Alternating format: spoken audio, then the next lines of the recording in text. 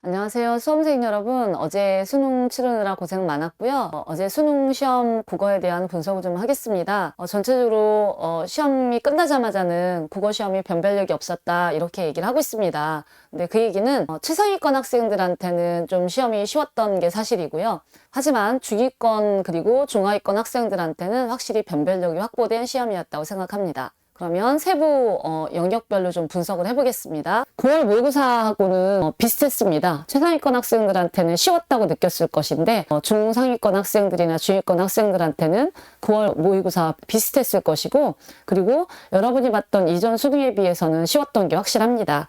좀 세부적으로 분석을 하겠습니다. EBS 연계 비율이 51.5%입니다. 45문항 중에서 23문항을 지금 연계했다고 발표하고 있습니다. 독서 과목은 독서를 제외하고 세 지문이 EBS 연계가 됐지만, 실제적으로 여러분이 문제를 풀어봐서 알겠지만 키워드를 활용한 수준은 아주 미미한 연계고요. 그리고 변별력은 새로운 지문을 구성하거나 아니면 논리적 연결성을 파악해야 되는 지문들을 이렇게 배치하면서 변별력을 확보했습니다. 문학은 4지문 7작품이 출제됐습니다. 그 중에 3작품, 고전소설, 그리고 현대시 하나, 고전시가 하나가 EBS 연계고요. 이때 문학은 연계는 확실하게 여러분에게 공부한 느낌을 주게 했고요. 비연계는 낯선 작가의 낯선 작품 또는 잘 알려진 작가의 낯선 작품을 출제해서 비연계도 확실하게 그 기준을 잘 유지했습니다. 선택 과목은 화작은 전체적으로 쉬운 제재와 난도도 평범했습니다. 다만 자료를 활용한 소재에서 시각자료를 분석하는 능력 같은 것을 요구하면서 좀 시간 끌기를 좀 필요했고요. 언어 매체는 제가 작년 이 자리에서도 똑같은 얘기를 했는데 만만한 문제 한 문제 없었습니다. 특히 어법 문제 김보기에 중세국어 문법이 나오면서 독해 능력이 관건이었고요. 또 한 문제 안에 여러 가지 정보를 같이 묻는 개념에 대해서 굉장히 정확하고 꼼꼼한 이해가 필요했던 그런 문제가 있었습니다. 전체적으로 좀 시간이 걸렸을 것 같고요. 올해 매체는 굉장히 좀 평이했습니다. 전체적으로 공통 과목, 선택 과목에서 오답베스트 10의 독서와 문학의 비율을 적절히 고려하려고 하는 느낌은 확실히 받았습니다. 독서를 좀 자세히 살펴보겠습니다.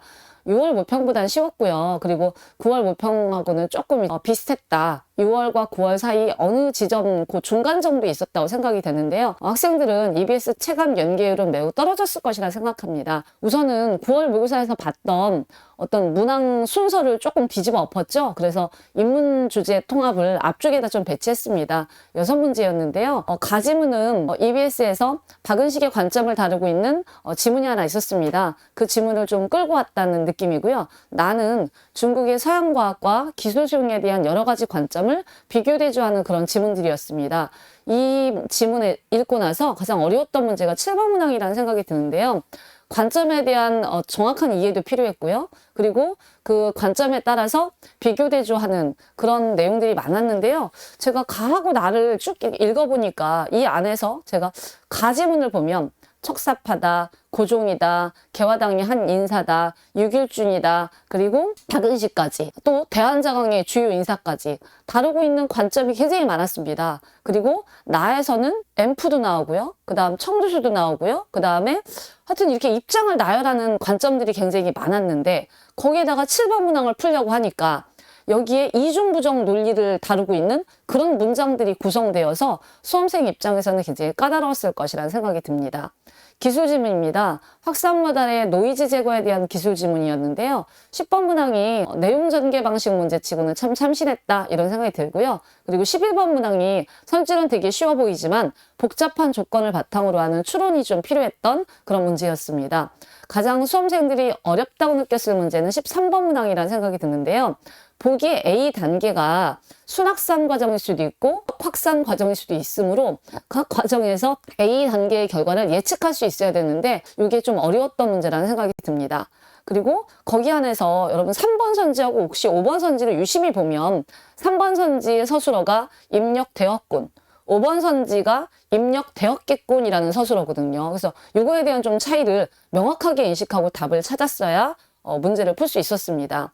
사회지문입니다. 인터넷 아이디에 대한 명예훼손 지문이었는데요. 이런 지문들은 우리가 그동안 평가원에서 주는 지문을 가지고도 연습을 많이 했습니다. 다만 16번 문항에서 보기에서 B가 같은 전시관에서 물고기 관리를 혼자 전담한다는 점, 댓글 내용에서 실제 이용자 ABC와 아이디 ABC를 명확히 구분해야 이 문제를 풀 수 있었다는 생각이 듭니다. 독서 지문은 전체적으로 사설 모의고사로 연습을 했다면 굉장히 좀 어렵다라는 생각이 들 수도 있고, 아니면 정말 평가원스러운 문제를 내기 위해서 평가원에서 노력을 굉장히 많이 했다는 그런 느낌이 좀 듭니다. 전체적으로 답의 근거 찾는 연습이 매우 중요했고요.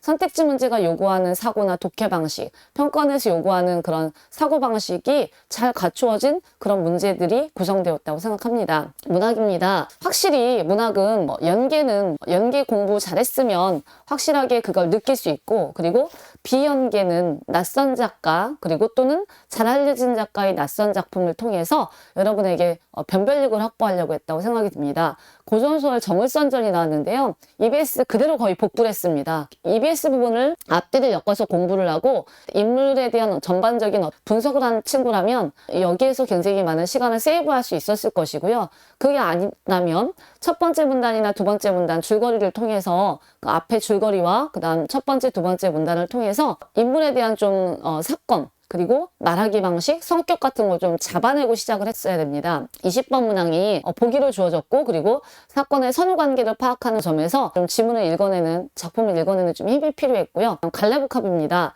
낯선 작가의 현대시가 나왔고요. 그리고 낯선 수필이 하나 나왔습니다. 다만 25번이나 27번에서 보기에서 정보를 충분히 줬기 때문에 보기 논리로 여러분이 접근할 수 있는 부분이 있었을 것이라는 생각이 들고요. 여기는 언급되지 않았지만 24번 낯선 시의 시적 대상의 의미를 파악하는 문제가 수험생에게는 의외로 까다로울 수 있었다는 생각이 들고요.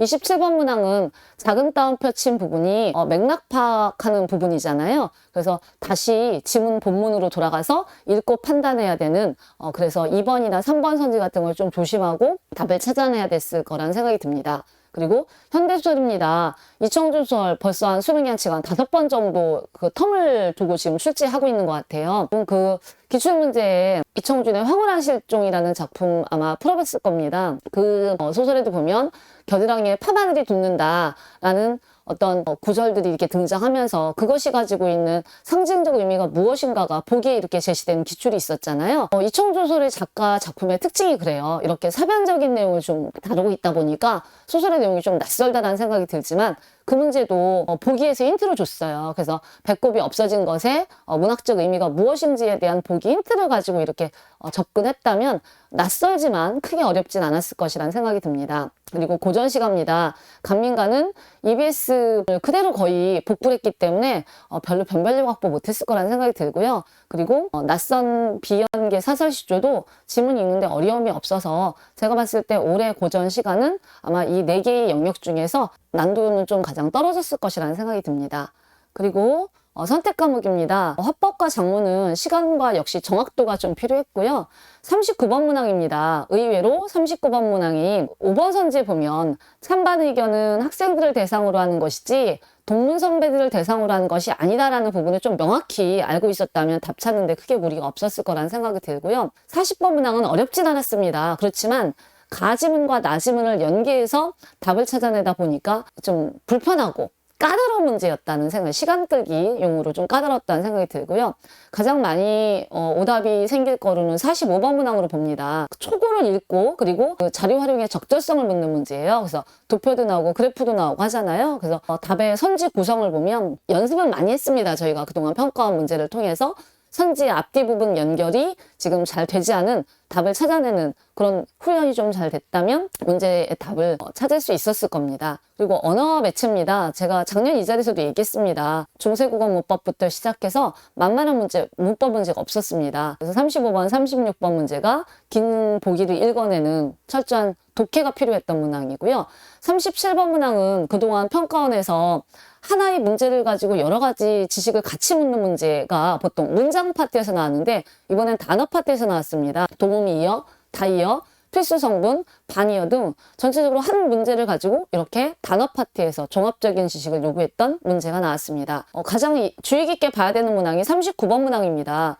간접 문항에 대한 지식을 바탕으로 원발화를 추론하는 문제가 출제됐습니다. 기존에 직접인용, 간접인용에 관련해서는 우리가 보통 직접인용에서 간접인용으로 바뀔 때 인칭이나 지시나 시간이나 높임 표현들이 어떻게 변화하는지 등에 대해서 이렇게 바꾸는 연습 같은 걸 해봤는데, 이렇게 전체적으로 원발화를 추론하는 이런 종합적인 지식을 묻는 문제는 학생들 입장에서는 어려웠을 것이라는 생각이 듭니다. 전체적으로 이렇게 봤을 때 올해 수능은 쉬운 듯 하지만 여러분이 꼼꼼한 독해가 필요했고, 그리고 문학 같은 경우에는 정확하게 갈래에 대한 학습을 바탕으로 작품의 좀 그 읽기 능력이 좀 필요했던 부분이고요. 선택문항은 화법이든 화작이든 언매든 여러분이 시간과 정확도 면에서 굉장히 실력이 좀 필요했던 부분 같습니다. 지금까지 분석해 본 결과 올해 수능은 평가원에서 확실히 사설 모의고사의 느낌을 최대한 배제하려고 노력을 많이 했습니다.